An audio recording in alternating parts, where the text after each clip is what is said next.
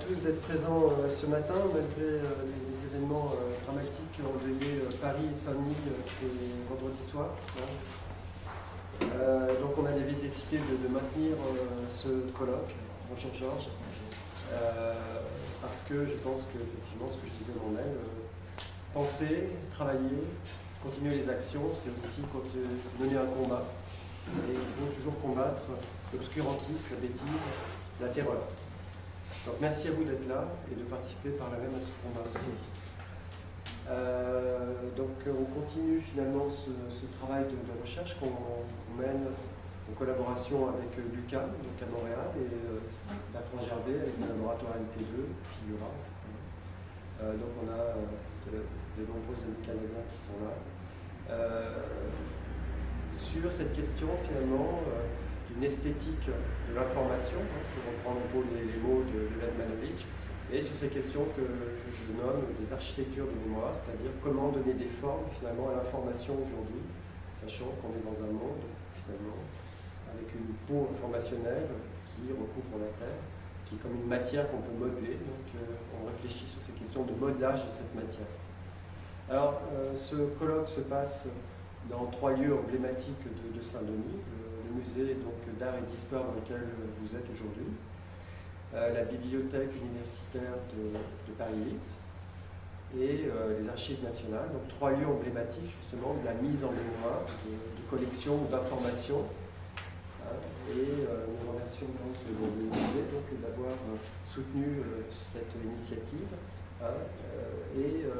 Ce qu'il faut savoir, c'est que chaque fin de journée, sauf les archives nationales, ce sera plutôt au début de journée, nous aurons une visite particulière d'un instant, d'un endroit, d'un espace de collection faite par quelqu'un de ces institutions pour nous montrer sur le terrain la pratique justement des mises en forme de l'information et des collections. Voilà, donc je laisse maintenant la parole à Bonjour. Le musée de Saint-Denis. Anne Yanova, je suis responsable du service des collections au musée. Je voulais simplement vous souhaiter la bienvenue. Je vous remercie à tous d'être là, malgré ces circonstances. Je m'associe tout à fait à votre position et à la nécessité de penser, de laisser la place à la pensée pour faire reculer la peur. Et je vous remercie à tous d'être là aujourd'hui. Je vous souhaite une excellente journée.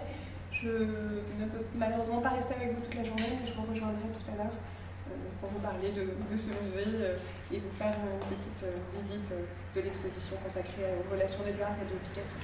Je vous souhaite une excellente journée, merci à tous.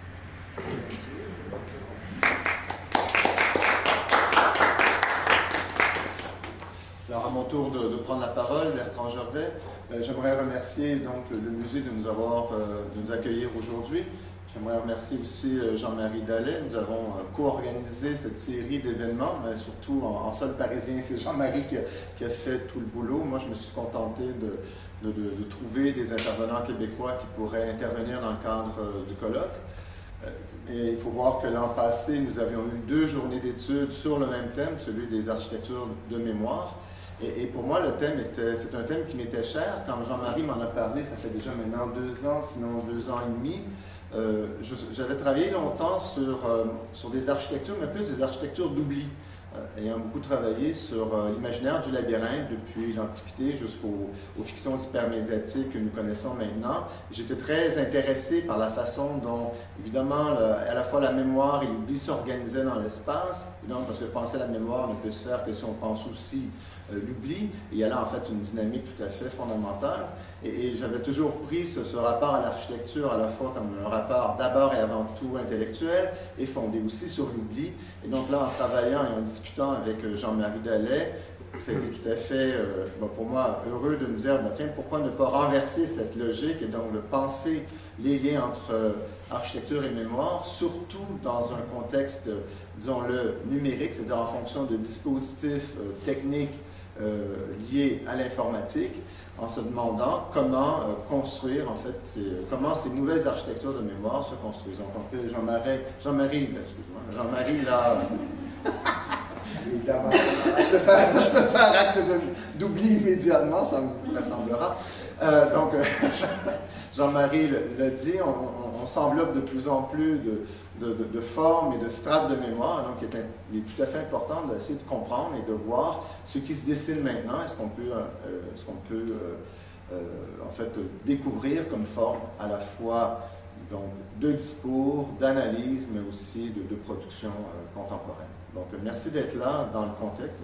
Comme vous, nous avons été tout à fait choqués par ce qui s'est produit vendredi soir, et comme vous, nous sommes encore un peu sous le choc, mais je pense que la décision de maintenir le colloque et de faire en sorte que nous soyons bel et bien dans un lieu de mémoire et non pas dans un lieu d'oubli, que nous soyons bel et bien présents maintenant à réfléchir et à faire acte de pensée est tout à fait important. Donc, je suis content d'être là et puis j'espère que les 3 journées que nous aurons ensemble permettront de faire de ce colloque un lieu tout à fait dynamique et positif de pensée.